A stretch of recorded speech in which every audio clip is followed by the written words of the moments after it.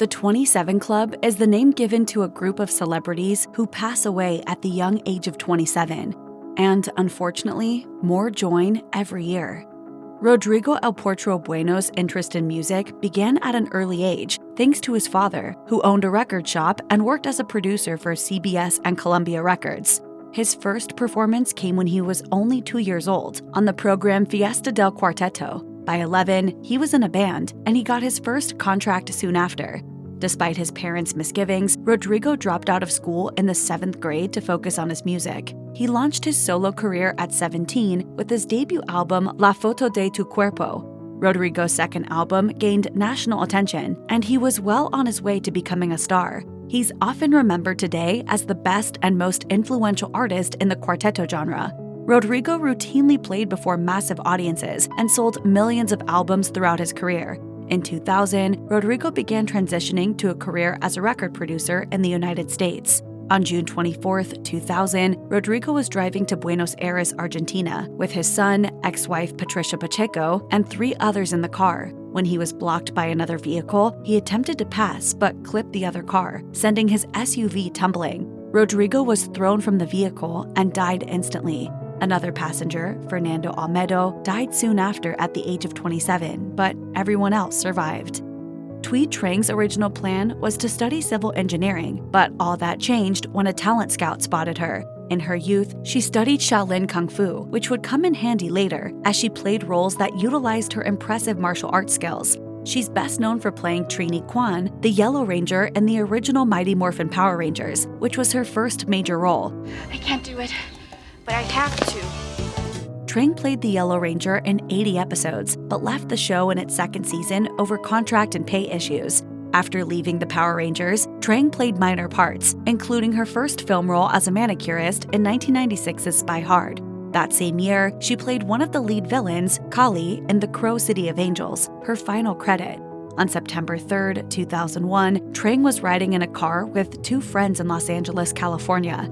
The driver, Stefiana de la Cruz, lost control of the vehicle, which swerved and hit a rock face. The car flipped several times before slamming into another rock face. Her 2 friends survived the crash with significant injuries, but Trang sustained internal injuries that were too severe, and she died on the way to the hospital. Rico Yan got his start when he was cast in a commercial for Master Facial Cleanser. This opened up opportunities for Yan, and while finishing school, he launched a career that would make him a star in his native Philippines. In 1996, he had his breakthrough playing Ricky on Gimmick. The series ran for 3 years and was followed by a feature film, Gimmick: The Reunion, in 1999. From there, Yan continued turning heads in various projects, spending most of his time on the small screen. In 2001, Yan switched gears, co-starring in the sitcom Watermen, while continuing to work in other TV and films. On March 29, 2002, Yan was found dead at 27 inside his hotel room at the Dos Palmas Resort in Palawan, Philippines. At the time, fans suspected foul play, but an autopsy determined the cause of death to be cardiac arrest, caused by acute hemorrhagic pancreatitis. One of the friends who discovered Yan's body, Dominic Ochoa, said, "We heard him groaning the night before, but thought he was just having a bad sleep." Jeremy Ward started his musical career with his cousin Jim Ward in 1994 as part of the group at the Drive-In. When the band broke up in 2001, Ward went on to work with De Facto, performing vocals and electronic effects. Eventually, De Facto evolved into the Mars Volta, the band Ward is best known for today. Ward worked on the band's debut album, Deloused in the Comatorium, and helped build the group's distinctive sound. Unfortunately, Ward wasn't around for the album's release, as he died about a month before it dropped. On May 25, 2003, Ward's body was found in his home by his roommate. While his cause of death wasn't immediately known, it was revealed to be from a drug overdose. His death helped his bandmates to stop using drugs, as they didn't want to end up like their bandmate. Mars Volta guitarist Omar Rodriguez Lopez told Harp, "We went through everything, every aspect of what it is to grow up, to be kids, and have those special moments when you're just figuring the world out. We did all of that together, and now there are only 3 of us left. It was obvious that something had to change." The Mars Volta remained together after Ward's passing, and the group released a second album, Francis the Mute, which incorporated some of Ward's work. Subsequent releases honored Ward with additional recordings he made prior to his death. Ward's work as the band's sound manipulator continued influencing the Mars Volta for years. Jonathan Brandis began working as a model at the age of 2. At 4, he appeared in commercials, and by the age of 6, he was starring in One Life to Live, playing Kevin Buchanan. Brandis' childhood was filled with television appearances on all manner of shows, including Kate and Ally, Webster, Full House, and many others. As he got older, he took on more prominent roles in films, narrating Pet Sematary and starring in Ladybugs, and as Basti and Bucks in The Neverending Story 2. I will make my last wish. I wish for you to have a heart. Brandis is probably best known for playing the leading role of Lucas Wollensack on Steven Spielberg's sci-fi series SeaQuest DSV. The show was initially popular, though not incredibly successful, lasting only 2.5 seasons. The failure of SeaQuest DSV and a role in Heart's War that was ultimately cut down significantly brought on a great deal of depression. Brandis hoped to revitalize his career, but continued running into roadblocks. On November 11, 2003, a friend of Brandis called 911 because of an attempted suicide by Brandis. Paramedics arrived and transported the actor to a medical center, but he died the next day. His mother, Mary Brandis, in an interview with the News Times said, "I think he didn't think of us and all the people who were his friends and all the people he impacted. I feel bad for them because he hurt a lot of people." Brandis' final film, Bad Girls from Valley High, was released posthumously. Pat Tillman played football for Arizona State University, earning Pac-10 Defensive Player of the Year. He was drafted in 1998 to play for the Arizona Cardinals, where he remained for 4 seasons. Tillman was offered a 5-year, $9 million contract to play for the St. Louis Rams, but turned it down, preferring to stay with the Cardinals, and he remained with the team for the duration of his NFL career. When his initial contract with the Cardinals came to an end, he was offered another for $3.6 million over 3 years, but he turned it down and retired. 8 months after the September 11th attacks, Tillman enlisted in the U.S. Army. The day after the attacks, he told a reporter, "At times like this, you stop and think about just how good we have it, what kind of system we live under." You know, my great-grandfather was at Pearl Harbor, and a lot of my family has gone and fought in wars, and I really haven't done a damn thing. Tillman was assigned to the 75th Ranger Regiment and served in Iraq in 2003 and Afghanistan in 2004. Pat Tillman was the most famous enlisted man in the military. He thought that going into Afghanistan was the right thing to do. On April 22, 2004, Tillman's unit was divided as it moved through a canyon road. An investigation by the U.S. Army Criminal Investigation Division revealed that Tillman and an Afghan militia soldier with him were both killed by friendly fire. Tillman was posthumously awarded the Silver Star for his service. Valentín Elizalde is probably best known as El Gallo de Oro, the Golden Rooster, and was a Grammy-nominated regional Mexican singer. He started singing professionally at a young age, abandoning his legal studies at the University of Sonora for a musical career. Before long, the Golden Rooster landed a recording contract, and in 1999, he released his debut album, Regresan los Mafiosos. Elizalde continued releasing 1 album per year for the next several years, establishing himself as a leading figure in the norteño genre of regional Mexican music. Many of Elizalde's lyrics landed squarely in the narcocorrido subgenre, focusing mainly on drug smuggling, often eulogizing Mexican drug lords and their cartels, and criticizing others. While popular with listeners, it didn't always go over well with the cartels, and on November 25, 2006, Elizalde was likely murdered by one of them. He'd just finished a concert in Reynosa, Mexico, when his vehicle was chased by 2 others, which opened fire on Elizalde and his passengers. Over 70 spent cartridges were found scattered on the road around the singer's car. Elizalde was struck 8 times and died at the scene. His driver and assistant were also killed. The singer's death came shortly after he was named Soloist of the Year at Los Premios de la Radio Awards, and his career was just getting started when he was killed at 27. His Grammy nomination was given posthumously, honoring his contributions to regional Mexican music. Jade Goody worked as a dental nurse before quitting to become a reality TV star, joining the Big Brother 3 cast in 2002. It didn't take long for people to notice her, and not in a good way. She was derided in British tabloids for being unintelligent, and her antics, which included backstabbing her fellow housemates and drunken hijinks, didn't make her popular with the public. After being eliminated from the show, Goody moved on to other reality TV programs. She was a common sight on television during the mid-aughts and put her name on various products, including a popular fragrance called Shh, In 2007, Goody found her way back to the Big Brother house via Celebrity Big Brother 5, but this time she angered many people. A racism scandal revolving around nasty comments she made about Bollywood star Shilpa Shetty. Ultimately, Goody and Shetty reconciled before Goody was booted from the house. I am not a racist person, but looking at that film, I can see why he's had the impact that he's had. Goody had several health issues throughout her time in the public eye, including multiple cancer scares. She was confirmed to have cervical cancer, requiring surgery and chemotherapy. Goody also underwent a hysterectomy, but in early 2009, Goody's cancer became terminal after spreading. She told The Sun, "I am devastated, frightened, and angry. I don't want to die. I have so much to live for." On March 22, 2009, Goody died in her sleep at the age of 27.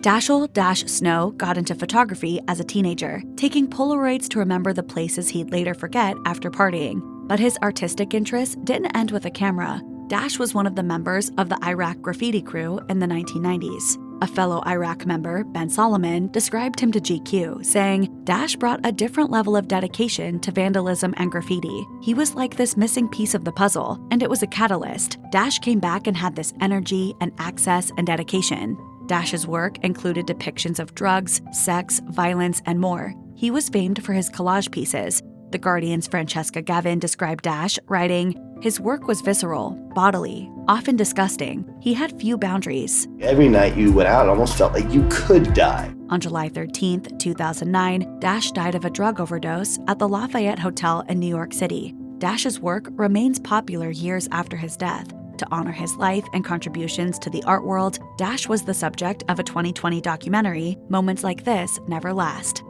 Amy Winehouse grew up in a musical family that exposed her to jazz, which became a significant artistic influence. She began writing music when she was 14 and went on to sign with 19 Management in 2002.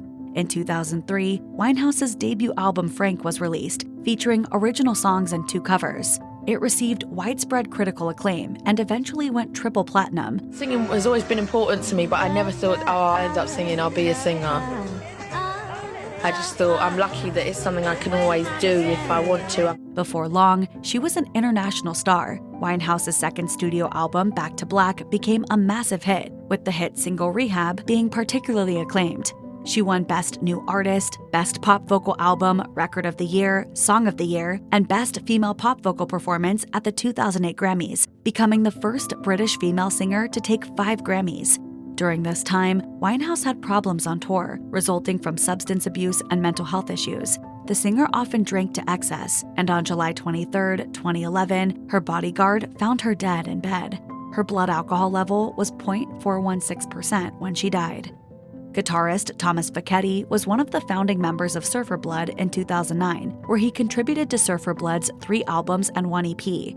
The band's debut single, Swim, garnered a great deal of positive attention when it was released in 2009, and the following year, they released their debut album, Astro Coast. Before long, the band was opening for the Pixies and appeared on Late Night with Jimmy Fallon, where they performed Miranda. In April 2015, Fekete was diagnosed with sarcoma, a rare form of cancer. He underwent surgery to remove a tumor, but it had already spread to his lungs and spine. After exhausting all medical means authorized by his insurance, Fekete turned to GoFundMe and raised more than $70,000 to help with treatment costs. He sold all but one of his treasured pieces of music equipment to pay for the treatments insurance won't cover. Surfer Blood put on a series of benefits, and when the money from those events was stolen from their van, other bands, including Yola Tango, Colts, Real Estate, among others, jumped in to help raise more. Fekete continued recording while undergoing treatment. After releasing his album Burner the previous December, he told Rolling Stone, "Sometime between March and June of 2015, while healing from 2 surgeries and starting chemotherapy, I hunched over my 4-track and created this disaster. No multiple takes, no expensive mics, no outside direction, just me in my bedroom with a very cheap, bare-bone setup." Fekete died on May 30th, 2016. His wife shared news of his passing. Anton Yelchin wasn't able to follow his parents' example and become a figure skater because, according to him, they were very quick to understand that I wasn't very good at it. Fortunately, he had other options. What do you want me to show you? Drama, ballet, or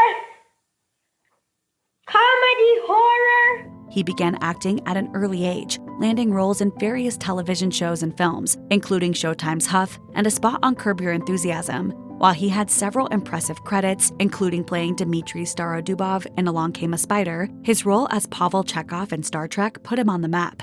From there, he continued in the franchise with Star Trek Into Darkness and landed numerous roles in movies, including Terminator Salvation and The Smurfs, where he played Clumsy Smurf. Sadly, his final Star Trek appearance in Star Trek Beyond was released posthumously, as were several films he shot before his death. On June 18, 2016, Yelchin died in a freak accident. He exited his Jeep Grand Cherokee to check for mail, and the vehicle rolled back down his driveway's steep incline. It hit Yelchin, pinning him to a pillar. He died of blunt traumatic asphyxia. Yelchin's Jeep had been subject to a voluntary recall, but the repair hadn't reached dealers by the time of his death. Kim Jonghyun, known to his fans as simply Jonghyun, entered the music industry when he was 15. Jonghyun was scouted by SM Entertainment and brought into the newly created 5-member group SHINee as the lead singer. He wrote many of the group's songs and launched a solo career. His first solo EP, Bass, was spectacularly successful. His follow-up album, She Is, continued this trend, and Jonghyun was regarded as one of the best K-pop voices of his generation. Although his fame was growing, it wasn't the life he ultimately wanted to live. In his final letter, he wrote, "Becoming famous was probably not my life. They tell me that's why I'm having a hard time. Why did I choose that? It's funny that I'm able to endure this much." Jonghyun was reportedly depressed and died by suicide on December 18, 2017. Before taking his life, Jonghyun reached out to his sister via text message, writing, "Please let me go. Tell me I did well." She alerted the police, explaining he was behaving erratically, and she was concerned. After the news of his death was made public, his close friend, Jonghyun, posted his suicide note, which read in part, "I'm broken from the inside. The depression that has slowly nibbled me away has now devoured me, and I couldn't overcome it."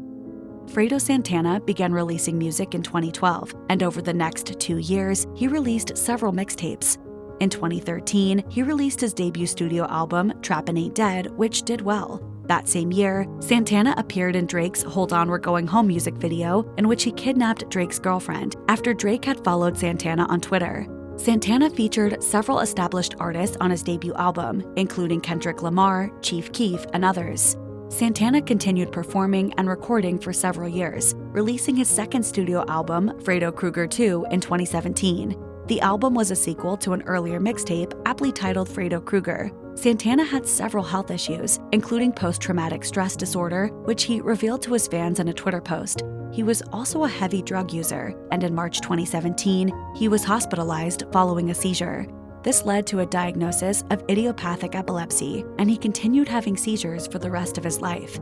An addiction to Xanax and lean, a mixture of prescription cough syrup and soda, contributed to liver and kidney failure, which manifested in late 2017. On January 19, 2018, Santana was found dead on the floor of his home. The coroner's report listed cardiovascular disease as the cause of death, with idiopathic epilepsy as a contributing cause. He likely suffered a severe seizure and died as a result. Tyler Skaggs tried his hand at several sports during high school, preferring basketball over baseball and football. Despite his preference, he excelled at baseball and was scouted and ultimately drafted in the 2009 MLB draft. At the time, Skaggs had accepted a scholarship to play for Cal State Fullerton, but when the Los Angeles Angels of Anaheim picked him up in the draft, he took the gig, which came with a $1 million signing bonus. Skaggs made his pro debut at the age of 18, pitching for the Angels' minor league outfit.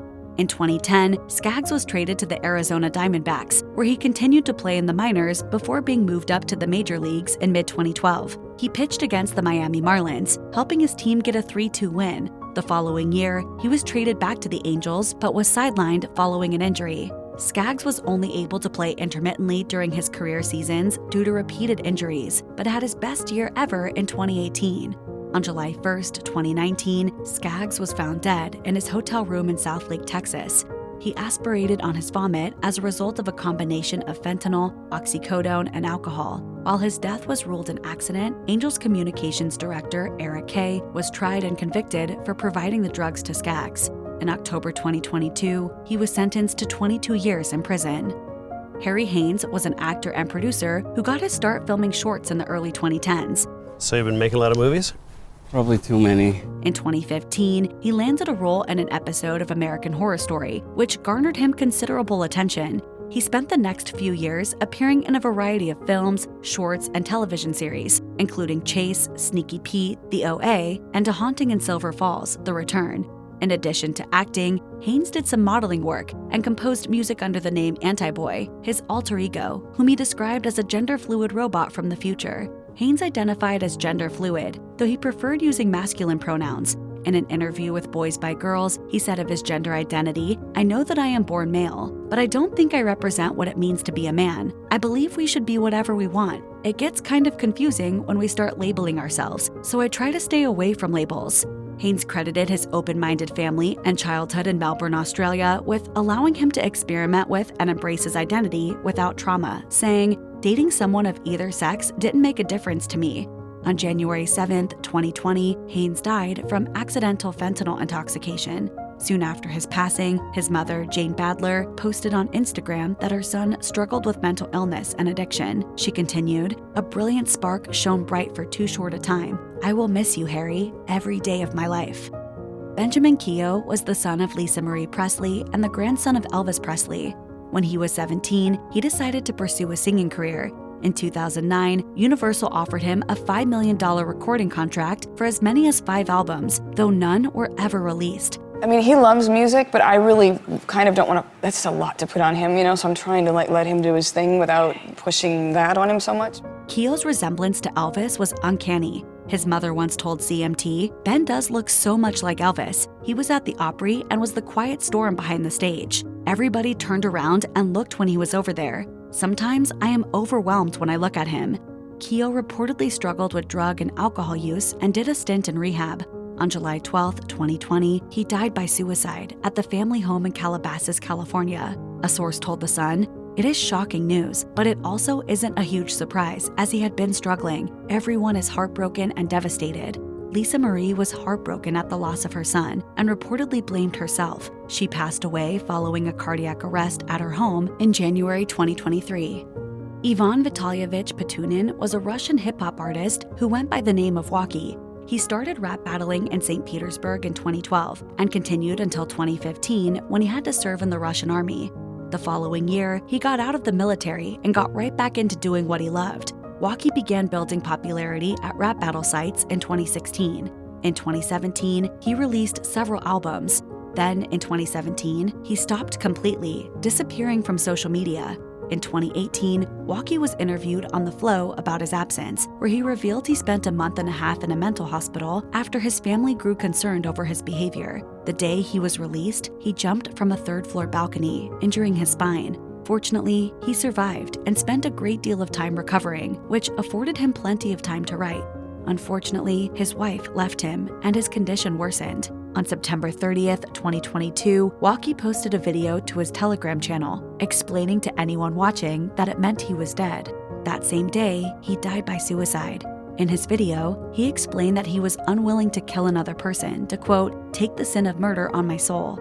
After his draft deferment for mental health was denied, he believed he would have to go against his beliefs and re-enter the military in service of Putin's war in Ukraine. On the day of his death, he released an album, Walk Out Boy 3, as a way of saying goodbye to his fans. If you or anyone you know is having suicidal thoughts, please call the National Suicide Prevention Lifeline by dialing 988 or by calling 1-800-273-TALK. That's 1-800-273-8255.